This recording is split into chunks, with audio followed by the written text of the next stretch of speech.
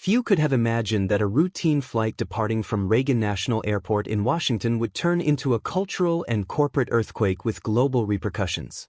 On that Tuesday morning, the Liberty Airways loudspeakers calmly announced the boarding of Flight LA-227 bound for Dallas, Texas. Passengers boarded absent-mindedly, some with coffee in hand, others already settled in their seats, earbuds in, eyes on screens. But in Seat 2A, the tension was almost palpable. Karoline Leavitt, 34, former White House press secretary and conservative political commentator, wasn't just there to fly. In her hands was a speech marked with pencil annotations, a statement awaited by supporters and critics alike, which she would deliver hours later at a national event on individual liberty and institutional responsibility. Her gaze was steady, her posture disciplined. As the engines warmed up and the last passengers settled in, Karoline adjusted her glasses and reread her introduction for the 5th time. Around her, the first-class cabin buzzed with the discreet chatter of frequent travelers and busy executives. Nothing suggested this flight would go down in history. No announcement. No warning. Just the calm before the storm. At the aircraft door, a smiling flight attendant welcomed the last passengers. One of them, however, carried more than luggage. She carried a name capable of polarizing any room, Michelle Obama. The former First Lady had boarded discreetly, surrounded by Secret Service agents and curious glances. The atmosphere shifted. The crew moved with visible tension. But Karoline, still engrossed in her speech, didn't realize that her seat, the one she had reserved with elite plus miles and status, was about to become the epicenter of an unprecedented scandal. And the first domino was about to fall. Jake Reynolds had faced unusual situations in his 8 years as a flight attendant, but nothing compared to the dilemma awaiting him on this flight. With a faint smile and a tablet in hand, he approached Seat 2A. His eyes were calm, but his words carried an institutional weight he himself seemed reluctant to voice. "Ms. Leavitt, good morning. We have a small favor to ask," he began in a measured tone. "Would you be willing to switch seats with Mrs. Michelle Obama?" Karoline looked up, clearly surprised. The pause in her expression spoke louder than any immediate reply. After a moment, she responded firmly. "This is my seat. It was reserved with elite plus status. Why should I move?" Jake's smile faded slightly. He swallowed hard and tried to soften his approach. "It's just a matter of comfort and security. Mrs. Obama has specific protection needs." Karoline took a deep breath and pulled out her Elite Plus card, raising it slowly, as if presenting a credential of principles, not just privilege. "I respect Mrs. Obama. But what's happening here isn't about security. It's about prestige. And I won't enable this kind of informal hierarchy." That was the first spark. The cabin, previously muffled by the usual sounds of pre-flight preparations, seemed to fall silent. 2 nearby passengers exchanged glances. Sarah Miller, 28, a digital activist and vlogger, began discreetly recording with her phone. To me, that was the moment everything changed. This was no longer a request, it was a moral test disguised as courtesy. The idea that someone should give up their seat solely due to social status, even for a former First Lady, is poison for any society that claims to value equality. And Karoline, whether you like her or not, was willing to take the less comfortable stance, saying no when the world expected a submissive yes. Discomfort settled over first class like a heavy cloud. Jake Reynolds, visibly uneasy, retreated to the back of the cabin and called his supervisor. Minutes later, Tyler Brooks arrived with firm steps and a stern expression. At 48, with 2 decades of experience, Tyler was known for his ability to resolve situations, a euphemism for enforcing company decisions under the veneer of diplomacy. But in that moment, he abandoned all subtlety. "Ms. Leavitt," he said, projecting his voice as if he'd already made up his mind before hearing her out, "Liberty Airways requests your cooperation with this reassignment. This isn't a choice, it's a recommendation from the company's internal security." Karoline closed the folder holding her speech and met his gaze without hesitation. "Are you telling me my legally booked reservation, paid for with miles and status, can be overridden simply because another passenger has more political influence?" Tyler kept his tone steady, but his clenched jaw betrayed his rising tension. This isn't about influence. It's a protocol of institutional deference. Mrs. Obama is a public figure with associated risks. That was the moment the flight's atmosphere shifted irreversibly. Sarah Miller, now openly recording on her smartphone, whispered to her online audience, "Are you seeing this? A woman is being pressured to give up her seat. For whom? For the political elite." Other passengers began paying attention. An elderly woman in seat 3B muttered something about authoritarianism disguised as politeness. A man in a suit in 1C shook his head, visibly uncomfortable. The tension was no longer just between Karoline and the crew, it was between two visions of society, one that normalizes concessions in the name of prestige, and another that demands equality even in the smallest things. Karoline's voice cut through the air like a scalpel. "I'm not trying to make a scene. But when respect for basic rules is suspended for political reasons, this stops being a flight and becomes a spectacle. And I don't participate in spectacles." Sarah's camera trembled for a moment. It was all there. The narrative, the conflict, the imagery. And for those watching, this was only the beginning. The tension reached a boiling point when the cabin intercom buzzed. Flight attendant Jake answered briefly, nodded in silence, and, without looking directly at Karoline, announced, "The captain would like to speak with you personally." Seconds later, the cockpit door opened, and out stepped Captain Daniel Hayes, a veteran of aviation, respected but known for his inflexibility. With his hands clasped behind his back, he walked to seat 2A with the solemnity of a judge about to deliver a verdict. "Ms. Leavitt, I'm the captain of this flight. I've been briefed on the situation, and after consulting with our security team, I've decided that if you do not agree to voluntary reassignment, we will have to ask you to disembark," he said in a neutral tone, leaving no room for negotiation. The murmur in the cabin turned to absolute silence. Karoline stared at the captain for a few seconds, unhurried, as if absorbing every syllable of his statement. "Are you telling me I'm being removed from a flight for refusing to give up my reserved seat?" she asked calmly, pulling her phone from her bag. She unlocked the device, activated the camera, and pointed it at herself. "My name is Karoline Leavitt. I'm being threatened with removal from this Liberty Airways flight for refusing to surrender my legally booked seat to a public figure. This isn't about security. This is discrimination dressed up as courtesy. I'm being removed for refusing to give up my legally booked seat." She ended the recording with a direct look into the lens. No raised voice, no loss of composure. Just the raw conviction of someone who knew what this moment meant, and exactly what to do with it. The captain remained silent. Jake and Tyler exchanged uneasy glances. And at the back of the cabin, Sarah Miller was already posting the video with the hashtag that would change everything.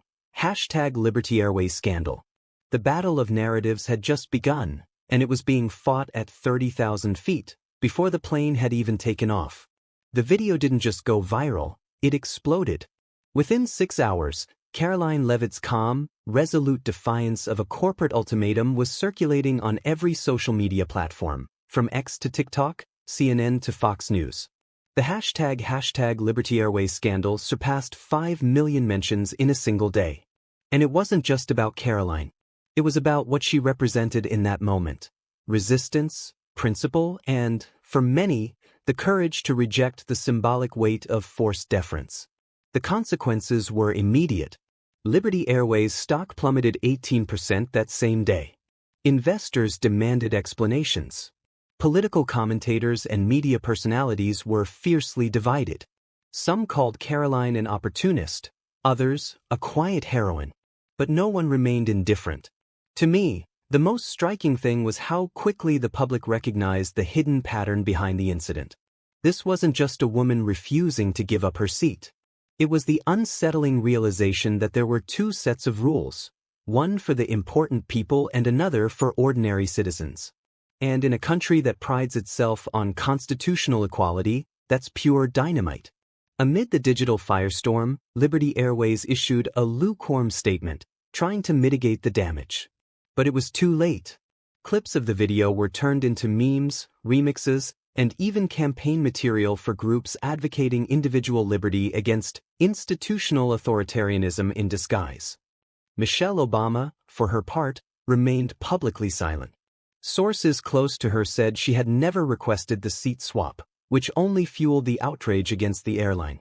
After all, if the supposed beneficiary of the gesture hadn't even asked for it, why such insistence on forcing the change? The most impactful outcome, however, was seeing Karoline's face become a symbol of something bigger than herself, the fight against the notion that influence should override rights. And though many disagreed with her politics, in that moment, thousands stood with her. Because sometimes, saying no with dignity is more powerful than any applause. The public pressure on Liberty Airways became unsustainable. In the days following the scandal, the company was forced to act. An internal investigation panel was hastily convened, and within a week, the fallout hit like a corporate earthquake. Jake Reynolds, Tyler Brooks, and Captain Daniel Hayes were officially dismissed. The official statement, phrased in neutral corporate language, cited failure to adhere to the new code of conduct and lapses in customer service protocol. But behind the scenes, insiders revealed the decision was made under intense pressure from the board and investors fearing a mass boycott. The company's culture, once seen as conservative and hierarchical, was now viewed as obsolete and dangerous. To me, the most tragic aspect of this episode was the fall of Tyler Brooks.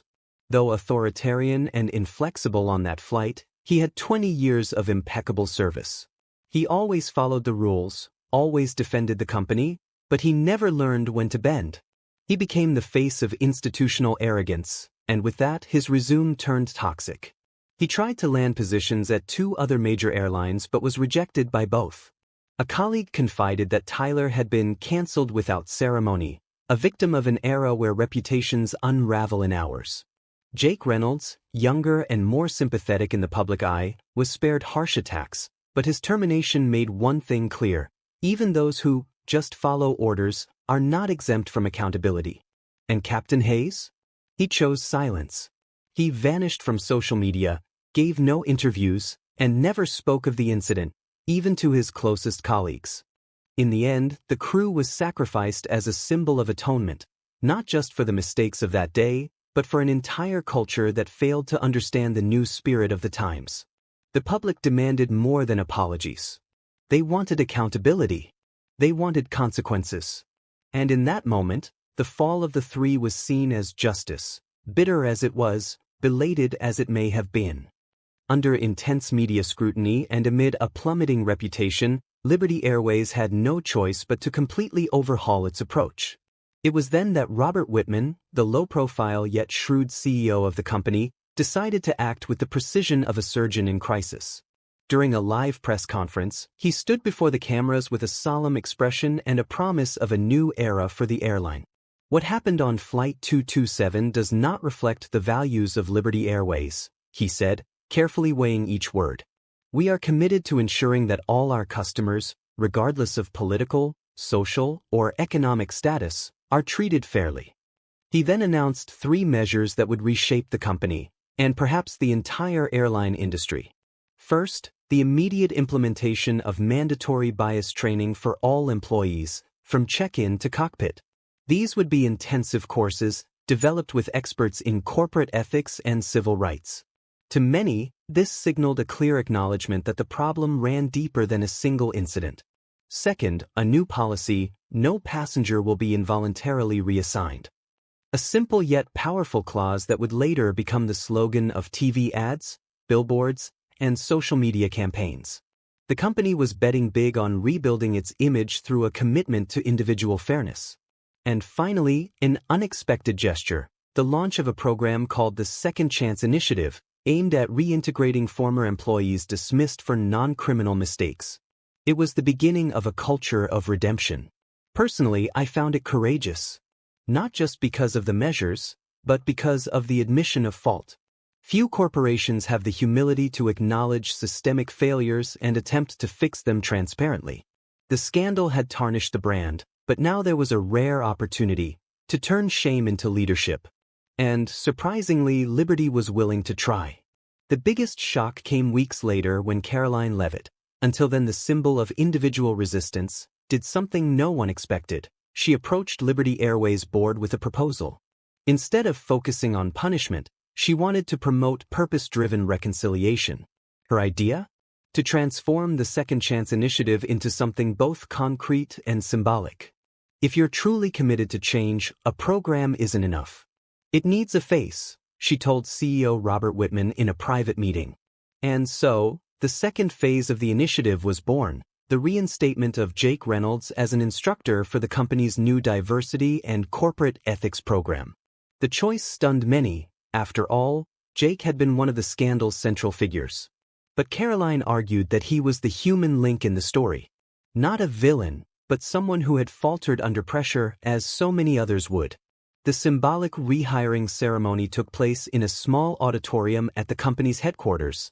No fanfare, no spectacle. Jake appeared visibly emotional. He publicly apologized, admitted he had succumbed to hierarchy without reflection, and thanked Karoline for the courage to hold no grudge. It was a rare, almost uncomfortable moment because it defied the norms of cancel culture. By restoring dignity to someone who had failed her, Karoline subverted the logic of vengeance. And in doing so, she gave Liberty's program real impact, not just institutional, but human. The initiative soon became a case study in business schools as an example of restorative leadership. Jake, for his part, found a new purpose, training employees to be more conscious of the power they wield. And Karoline?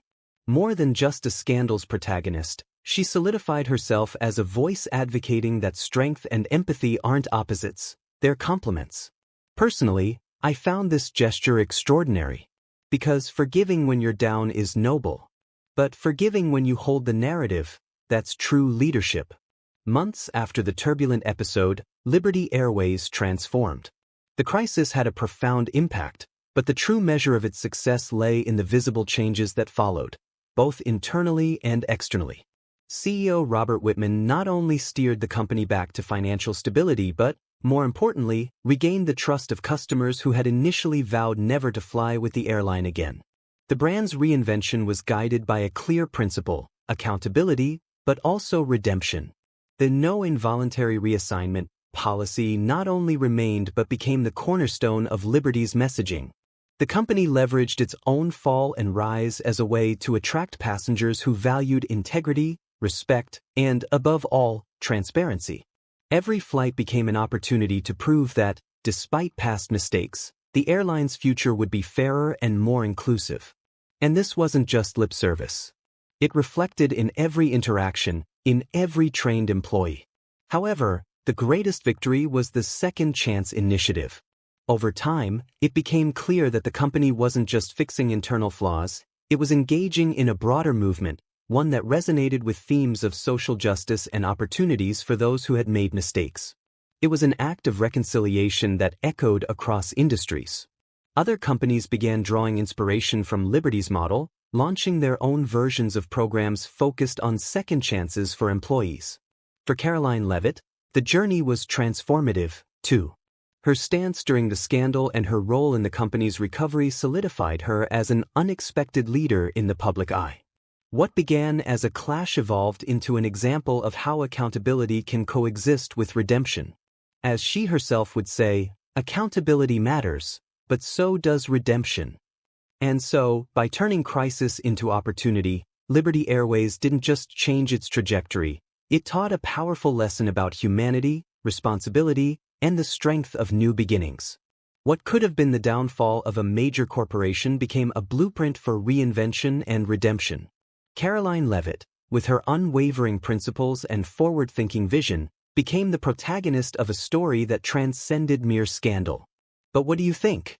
Did Liberty Airways truly change, or was this just a marketing play?